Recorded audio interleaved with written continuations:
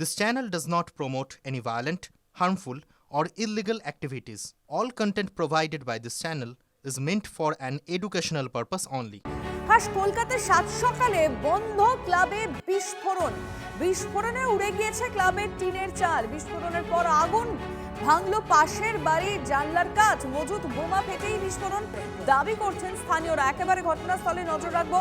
এখন সেখানে কি চলছে, বম্ব স্কোয়াড রয়েছে, যেহেতু স্নিপার ডগ আনা হয়েছে। আমাদের প্রতিনিধি সুপ্রিয় গুহ সব জানাবেন। সুপ্রিয়,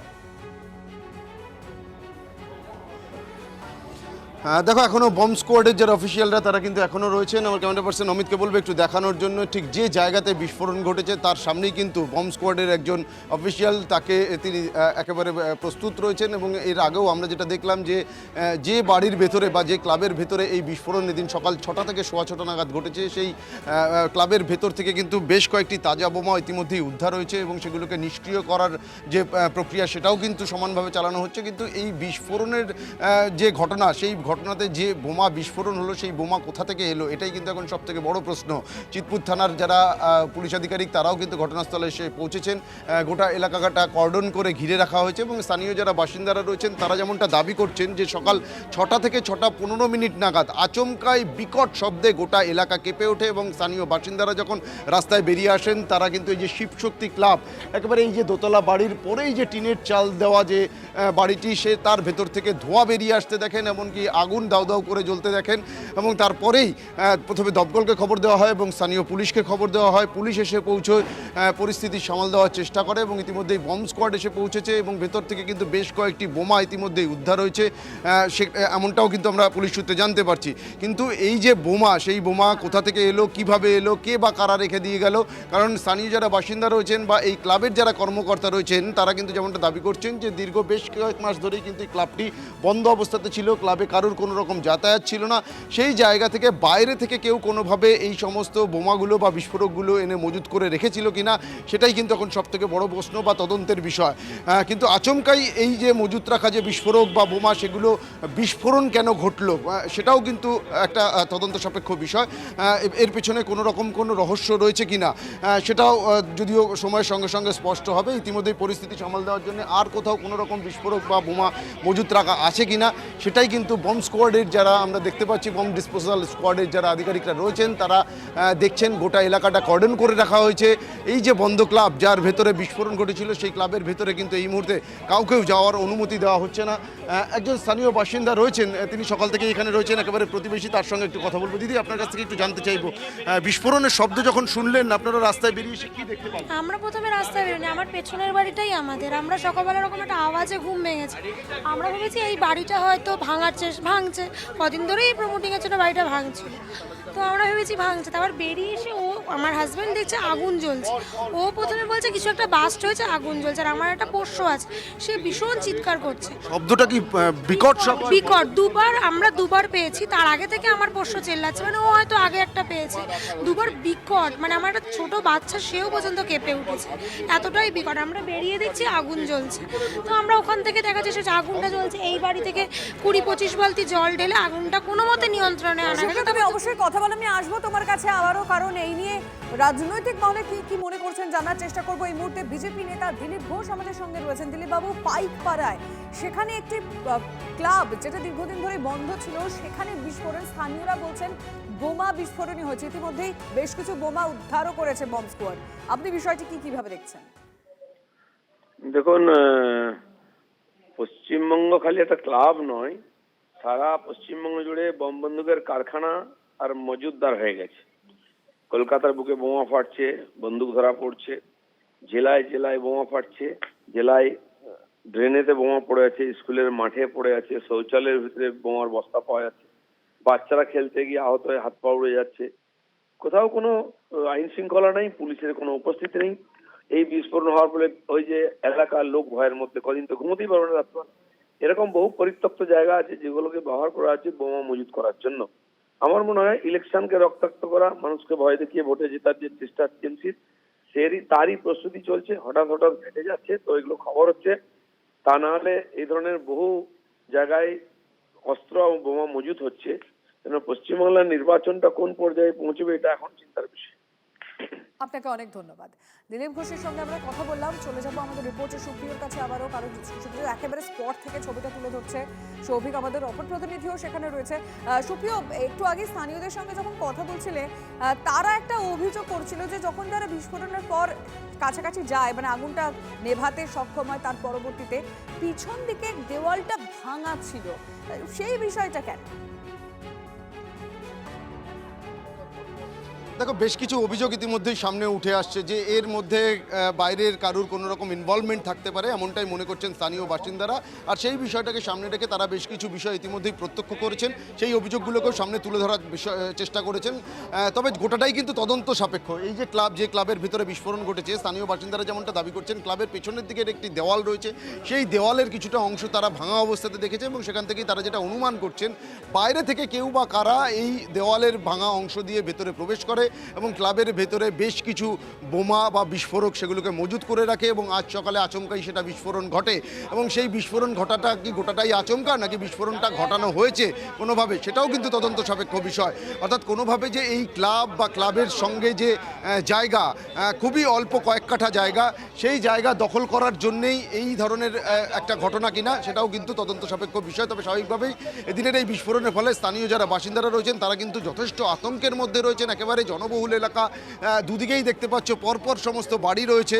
স্থানীয় বাসিন্দারা তারা রাস্তায় নেমে এসছেন এবং এই ধরনের একটা জনবহুল এলাকাতে আচমকাই এ ধরনের বিস্ফোরণ এবং সেই বিস্ফোরণের তীব্রতা কতটা ছিল, আমার ক্যামেরা পার্সন অমিতকে বলবো একটু ক্যামেরাটা ঘুরিয়ে দেখানোর জন্য। এই যে টিনের চালের যে টিন, সেই টিন পাশের একটি 5 থেকে 6 তলার যে বহুতল, সেই বহুতলের একেবারে ওপরে গিয়ে ছাদে গিয়ে পড়েছিল এবং সেখান থেকে এটাকে নামিয়ে আনা হয়েছে। টালির চাল সম্পূর্ণ ভেঙে দুমড়ে মুচড়ে গেছে। টিনের চাল থেকে টিন উড়ে গিয়ে পাশের একটি বহুতলের উপরে পড়েছে। অর্থাৎ বিস্ফোরণের যে ব্যাপকতা, সেটা কতটা তীব্র ছিল সেটা কিন্তু এই সমস্ত বিষয়গুলো থেকেই স্পষ্ট হচ্ছে। তবে স্থানীয় বাসিন্দারা যেটা আশঙ্কা করছেন, কারণ ইতিমধ্যে বম্ব স্কোয়াড যারা এসছেন, বম্ব স্কোয়াডের যারা আধিকারিক এসছেন, তারা কিন্তু বেশ কয়েকটি তাজা বোমা ইতিমধ্যেই উদ্ধার করেছেন, সেগুলোকে নিষ্ক্রিয় করার চেষ্টা করছেন। তবে তারা যেটা আশঙ্কা করছেন, এই সমস্ত বোমা যদি একসঙ্গে বিস্ফোরণ ঘটতো তাহলে কিন্তু আরও ভয়াবহ পরিস্থিতি তৈরি হতে পারত, বা যদিও কোনো রকম কোনো প্রাণহানির ঘটনা বা কোনো রকম আহত হওয়ার মতন পরিস্থিতি তৈরি হয়নি, সে ধরনের পরিস্থিতিও কিন্তু তৈরি হওয়ার একটা সম্ভাবনা ছিল, এমনটাই কিন্তু মনে করা হচ্ছে। তবে কিভাবে, কেন এই বোমা বা বিস্ফোরক কোথা থেকে এলো, কাদের মাধ্যমে এলো, সেগুলো কিন্তু সবটাই এখন তদন্ত সাপেক্ষ বিষয়। জিতপুর থানার পুলিশ এখানে রয়েছেন, গোটা এলাকাটা কিন্তু কর্ডন করে ঘিরে রাখা হয়েছে, ভেতরে কাউকেই যাওয়ার অনুমতি দেওয়া হচ্ছে না। এবং বোম্ব স্কোয়াডের যিনি অফিসিয়াল রয়েছেন তিনি কিন্তু বারবার আমরা যেটা দেখলাম যে ভেতরে যাচ্ছেন, ভেতরে আর কোথাও কোনো রকম কোনো বোমা মজুত আছে কিনা, সেগুলো বা লোকানো আছে কিনা, সেগুলোকে কিন্তু খুঁজে বা তল্লাশি চালানোর কাজ চালাচ্ছেন। বেশ, সুপ্রিয়, তুমি সঙ্গে থাকো, আসবো তোমার কাছে আবারও। কিন্তু যেটা খুব স্বাভাবিক ঘটনা, এরকম একটা বিস্ফোরণ, স্থানীয় বাসিন্দারা তারা আতঙ্কে রয়েছেন, কি বলেছেন শুধু? 6:15 সময় ঘুমোচ্ছিলাম, হঠাৎ দেখলাম বিভৎস সাউন্ড। আমরা ভাবলাম কিছু সিলিন্ডার ফেলেছে, তা দেখা যাচ্ছে আমার 6 তলা 8 তলা বাড়ির ওপরে মানে যে ঘরটা ভেঙেছে তার টাকচারটা আমার ছাদে উঠে গেছে এবং পাশে 4 তলা বাড়ি এদেরও উঠেছে, মানে এদের সমস্ত কাঁচ দেয়াল ভেঙে গেছে এবং বিভৎস জোরে আওয়াজ হয়েছে। এটা পরিত্যক্ত ক্লাব, 5-7 বছর ধরে বন্ধ ছিল। তার আগে বাচ্চারা খেলতো ক্যারাম ফ্যারাম, আর বাকি প্রশাসন দেখবে তদন্ত করে কোনো। আর এখানে আপনার মনে হচ্ছে আর বাইরের ইদানিং এখানে 5টা থেকে রাত্রি 9টার মধ্যে ইয়ং ছেলে মেয়ে বাইক নিয়ে এসে নেশা ভান করছে প্রতিদিন, কথা শোনে না।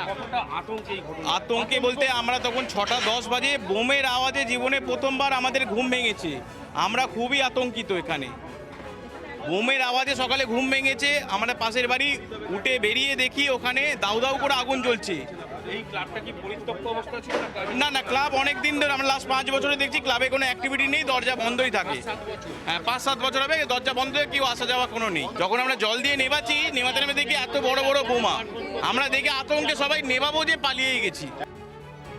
আমাদের অপর প্রতিনিধি সৌভিকও আমাদের সঙ্গে রয়েছে। সৌভিক, সকালে তুমি একেবারে পৌঁছে গিয়ে সবার আগে ছবিটা দেখিয়েছিলে, কিন্তু এখন যা পরিস্থিতি, তদন্ত অবশ্যই শুরু হবে, জানা যাবে পরবর্তীতে। নতুন কিছু আপডেট পেলে?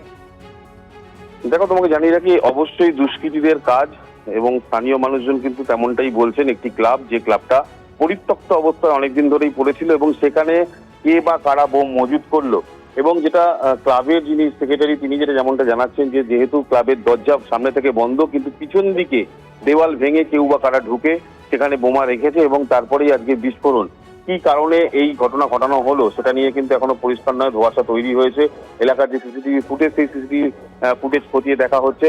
তবে যথেষ্ট পরিমাণে আতঙ্ক রয়েছে, কারণ গত আজকের দিনে এই ঘটনায় একটা জনবহুল এলাকা এবং সেখানে বোম বিস্ফোরণ, এবং একটা বোম নয় একের পর এক বেশ কয়েকটা বোমা বিস্ফোরণের পরে আগুন লেগে যায় এবং তারপরেও সেখানে বেশ কিছু সতেজ বোমা রয়েছে। সেই বোমা নিষ্ক্রিয় করবার জন্য বোম স্কোয়াডকে আসতে হয়। এই ঘটনায় কিন্তু যথেষ্ট পরিমাণে আতঙ্কে, যেহেতু একেবারে তদন্ত প্রথম দিকে এলাকার সিসিটিভি ফুটেজ খতিয়ে দেখা হচ্ছে। তবে স্থানীয় মানুষজনের বক্তব্য এই গলির মধ্যে কিন্তু বেশ কিছু আউটসাইডার যারা বহিরাগত তারা কিন্তু এখানে এসে ঘাঁটি গেড়েছিল, তারা কেউই স্থানীয় না। তবে এই ঘটনায় কিন্তু যথেষ্ট পরিমাণে আতঙ্ক ছড়িয়েছে এলাকায়। তুমি নজর রাখো সৌভিক, আমরা ছবিটা দেখাচ্ছি, ইতিমধ্যেই বম্ব স্কোয়াড রয়েছে, সেখানে বেশ কিছু বোমা উদ্ধার হয়েছে এবং ছবি দেখে যেটা বোঝা যাচ্ছে তাজা বোমা, খুব পুরনো নয়, মানে খুব বেশি দিন সময় ধরে এই বোমা রাখা ছিল না, এটা ছবি দেখে খানিকটা আন্দাজ করা যাচ্ছে। কিন্তু প্রশ্ন হচ্ছে কে বা কারা এই বোমাগুলো এখানে রেখে গিয়েছিল বা কেনই বা রেখে গিয়েছিল, তাদের উদ্দেশ্য কি ছিল, এগুলো তদন্ত সাপেক্ষ বিষয়, অবশ্যই তদন্ত শুরু হলে বোঝা যাবে। তবে স্থানীয়রা যেটা মনে করছেন এই বোমা থেকে বিস্ফোরণ হয়েছে। প্রাক্তন পুলিশ কর্তা, প্রাক্তন ডেপুটি কমিশনার সত্যজিৎ ব্যানার্জি এই মুহূর্তে আমাদের সঙ্গে রয়েছেন। মিস্টার ব্যানার্জি, আপনার থেকে যেটা সরাসরি জানতে চাইব, খাস কলকাতায় এরকম একটা ঘটনা ঘটেছে, সেখানে স্থানীয়রা যেটা বলছেন এবং বোমার ছবিও আমরা দেখিয়েছি যে বোমা থেকেই বিস্ফোরণ, এমনটা তাদের মনে হচ্ছে। আপনি কিভাবে দেখছেন একটা ক্লাব যেখানে দীর্ঘদিন ধরে ক্লাব বন্ধ ছিল সেখানে এই বিস্ফোরণ? দেখুন, এগুলো আতঙ্কগ্রস্ত হয়ে যাবে, সাধারণ মানুষ দেখলেই আতঙ্কগ্রস্ত হবে, নাম্বার ওয়ান। নাম্বার টু হচ্ছে, দেখুন আর ধরুন এই মার্চ মাসের হয়তো ইলেকশন ডিক্লেয়ার হবে, অবাধ এবং শান্তিপূর্ণ নির্বাচন করতে গেলে এই explosive bombs, arms and ammunition এগুলো রিকভারি করার দরকার আছে। একটা ক্লাবের মধ্যে থেকে কিভাবে একটা অ্যাবান্ডেন্ট জায়গায় এত বম রাখা হলো, এক্সপ্লোসিভ রাখা হলো, যাতে আপনার পুরো টালা উড়ে যেতে পারে, সাধারণ মানুষ যে এখনো মারা যায়নি, এটাই খুব ভগবানের রক্ষা। 3 নম্বর কথা হচ্ছে, দেখুন এখানে বোম ডিসপোজাল স্কোয়াড যেটা আমাদের কলকাতা পুলিশের আছে, বোম ডিসপোজাল স্কোয়াড আসবে, ওসি বোম স্কোয়াড আসবেন, এক্সপ্লোসিভ এক্সপার্টরা আসবেন। কি রকম টাইপের এক্সপ্লোসিভ ছিল সেগুলো প্রত্যেকটা নির্ধারণ হবে, এফএসএল এক্সপার্ট যদি আসে সেগুলো। কিন্তু করণীয় যেটা সেটা হচ্ছে এটাকে সিজার লিস্টের মধ্যে নিয়ে এসে এটা বার করতে দরকার আছে পুলিশ বাহিনীর। কে বা কারা এই বমগুলো ওখানে রাখলো, নাম্বার ওয়ান। যারা রাখলো তাদের পরিচয় কি, এবং তারপরে তাদেরকে অ্যাকুরেট সেকশন অফ লতে নিয়ে আসা, রেকর্ড করা। কারণটা হচ্ছে লঘু সেকশন নয়, অ্যাকুরেট সেকশনের রেকর্ড করা, তাদেরকে অ্যারেস্ট করা এবং দ্রুত তাদেরকে চার্জশিটের মধ্যে এবং কোর্টের মধ্যে নিয়ে আসা। সাধারণের মধ্যে যেন এই বুঝতে পারে যে যদি কেউ ওই বোম এবং এক্সপ্লোসিভ এবং আর্মস এন্ড অ্যামুনিশন নিয়ে এইরকম করে, তাদেরকে কিন্তু পুলিশ ছেড়ে কথা বলবে না। কারণ অবাধ এবং শান্তিপূর্ণ নির্বাচন যদি করতে হয় তাহলে এই রিকভারি গুলো, arms and ammunition, explosive recovery খুব দরকার আছে। প্রশাসনিক প্রধান আমাদের যিনি আছেন, তিনি আমাদের madam Mamata Banerjee, madam CM, তিনিও বলছেন যে রিকভারি করুন, আর্মস অ্যান্ড অ্যামুনিশন রিকভারি করুন। আমাদের যিনি সাংবিধানিক প্রধান ছিলেন, উনি বদলি হয়েছেন, তিনি একই কথা বলেছেন। সুতরাং পুলিশের কোনো বার নেই, পুলিশকে এটা করতেই হবে। পুলিশের প্রথম এবং প্রধান কাজ হচ্ছে নাগরিক সুরক্ষা দেওয়া। এই সুরক্ষা রাখার জন্য যা যা করার দরকার আছে পুলিশ বাহিনীকে করতে হবে, এটুকুই আমার বক্তব্য। অনেক ধন্যবাদ আপনাকে। তবে এই মুহূর্তে টিভি9 বাংলার কাছে এসেছে বিস্ফোরণের সময় সিসিটিভি ফুটেজ। এই মুহূর্তে আমি পিসিআই কে বলবো সেই ফুটেজ দেখাতে, ভয়ঙ্কর। দেখুন, ভালো করে ছবিটা দেখুন, এক্সক্লুসিভ সেই সিসিটিভি ফুটেজ। যে মুহূর্তে বিস্ফোরণ হয়েছিল ক্লাবে, যে ক্লাব দীর্ঘদিন ধরে বন্ধ, যে ক্লাব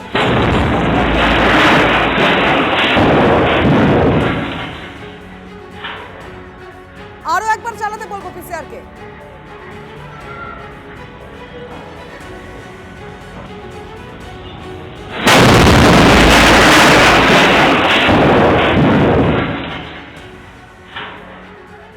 আওয়াজটা শুনছেন, আওয়াজটা শুনে বুঝতে পারছেন এই বিস্ফোরণের অভিঘাত কতটা ভয়ঙ্কর, যেখানে